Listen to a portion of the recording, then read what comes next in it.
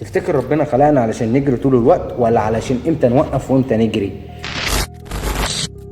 احنا بقينا في زمن عبارة عن سرعة وضغط، واللي يهدي شوية يتقال عليه ان هو بني ادم فاشل، ان هو بني ادم كسول. بس الحقيقة انك انت المفروض تهدي شوية علشان ترجع تشحن نفسك من اول وجديد.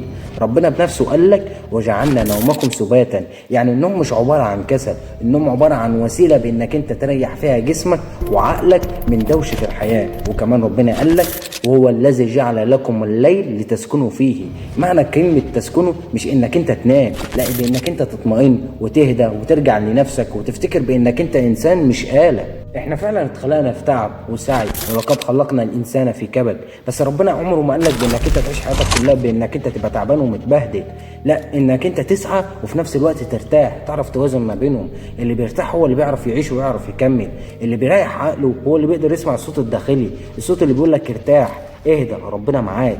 الراحة مش عبارة عن ترفيه، الراحة عبارة عن عبادة بتمثل لك صورة تفكير وتأمل وسكون. خد لحظة كل يوم من يومك، من أيامك اللي عمالة تضيع في الدوشة والصداع اللي أنت فيه، واقعد فيها مع نفسك وارتاح علشان تعرف تلاقي نفسك من أول وجديد. الراحة مش عبارة عن كسل، الراحة عبارة عن حكمة. وافتكر دايما بأن ربنا علمنا إزاي نرتاح علشان نعرف نكمل.